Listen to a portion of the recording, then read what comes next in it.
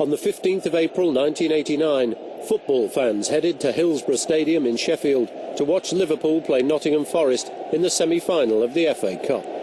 There was always a risk of overcrowding at Hillsborough. To avoid it, the previous year police had put in place a filtering system for fans arriving at the stadium. But not today. Today it was decided to let the fans find their own level. With half an hour to go before kick-off, a dangerous bottleneck had developed outside the ground. The fans were now seriously at risk. An officer outside the ground radioed through to Chief Superintendent Duckenfield and requested that an exit gate be opened to relieve the pressure on the turnstiles.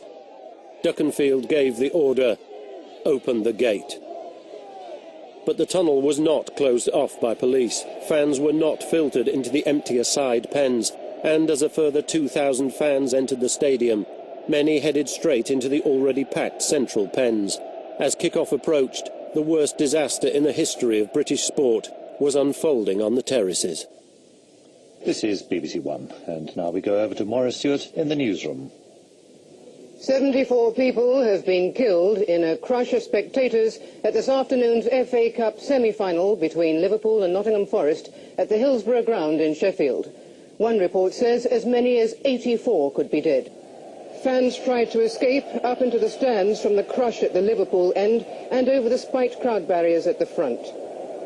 An ambulance appeared as the scale of the disaster became clear. The first casualties were stretchered away, fans and soccer officials helping the rescue workers. Desperate attempts were made to revive victims where they lay as firemen and police struggled to reach those trapped behind the security barriers. It's the worst disaster in British football.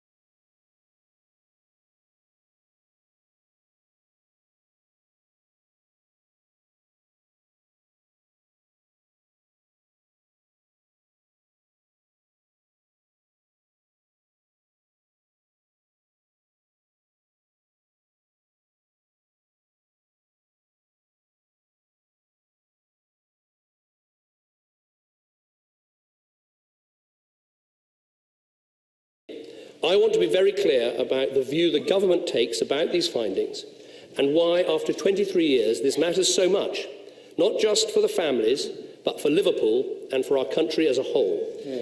Mr. Speaker, what happened that day and since was wrong. It was wrong that the responsible authorities knew Hillsborough did not meet minimum safety standards and yet still allowed the match to go ahead.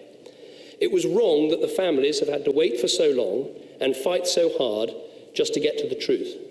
It was wrong, quite profoundly wrong, that the police changed the records of what happened and tried to blame the fans.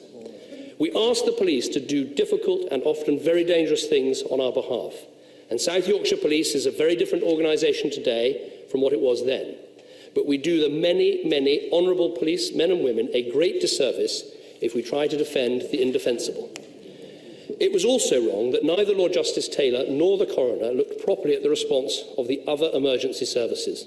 Again, these are dedicated people who do extraordinary things to serve the public, but the evidence from today's report will make some very difficult reading.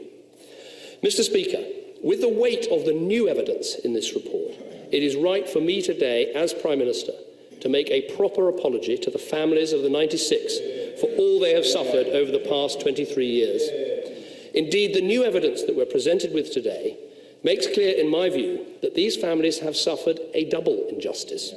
The injustice of the appalling events, the failure of the state to protect their loved ones, and the indefensible wait to get to the truth, and then the injustice of the denigration of the deceased, that they were somehow at fault for their own deaths. So on behalf of the government, and indeed our country, I am profoundly sorry that this double injustice